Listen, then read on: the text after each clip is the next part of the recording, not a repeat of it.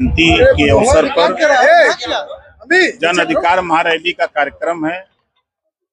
उस रैली में माननीय प्रेमचंद प्रजापति जी ने आमंत्रित किया है, उसी में हम आए हुए हैं कि जो समाज अपना इतिहास नहीं जानता, अपने बुजुर्गों की कदर नहीं करता, वो समाज कभी तरक्की नहीं कर सकता। तो कदम प्रेमचंद प्रजापति जी ने उठाया है अपने महापुरुष को आगे लाने के लिए और सियासत में अपनी भागीदारी सुनिश्चित करने के लिए जो रास्ता तय किया है, उस रास्ते में हम इनके साथ हैं। भी एक पैटर्न बदला है, चुनाव में आरक्षित सीटों पर दलितों को भी कैसे देखते हैं? दलित भी जान गया है, पिछड़ा भी जान गया अखिलेश जी के विषय में। प्रमोशन में आरक्षण खत्म किया था अखिलेश जी समाजवादी पार्टी की सरकार में, और लाखों दलित डिमोशन हुआ। कितने लोग नौकरी छोड़ के घर बैठ गए, कितने लोग आत्महत्या कर लिए। मायावती जी की सरकार में महापुरुषों के नाम से दलितों के उत्थान के लिए योजनाएं बनी थी, चाहे वो बाबा साहब डॉक्टर अम्बेडकर जी हों, चाहे महात्मा ज्योतिबा फुले हों, चाहे गौतम बुद्ध जी हों, चाहे कांशीराम जी हों। इन सबके नाम से बनी हुई योजनाएं खत्म किसने किया? समाजवादी पार्टी ने खत्म किया। और आज समाजवादी पार्टी किस मुंह से चुनाव लड़ के देख ले, उसको पता लग जाएगा कि कहाँ खड़े हैं।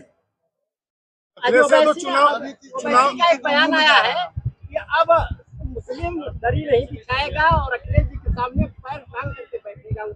विधानसभा चुनाव की बात कर रहे हैं। छात्र धरना देने अपने मांग को लेकर के गए, उसके बाद जो समाजवादी पार्टी, बहुजन समाज पार्टी, कांग्रेस या और दलों के जो लोग वहां गए, तो वहां जाने के बाद उनकी आड़ में कुछ शरारती तत्व तो वहां अंदर प्रवेश कर गए, जिसको लेकर के वहां पुलिस से विवाद हुआ, लाठीचार्ज हुआ।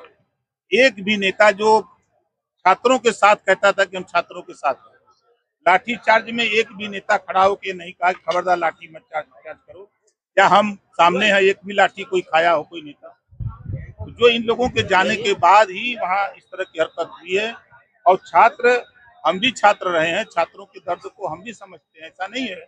हम छात्रों के साथ हैं और छात्रों के आड़ में अगर कोई गड़बड़ कर रहा है तो उसके लिए प्रशासन अपना काम कर रहा है। छात्रों के साथ आपसे ये धर्मेंद्र दिल्ली में हमला हुआ है, कैसे देखते हैं?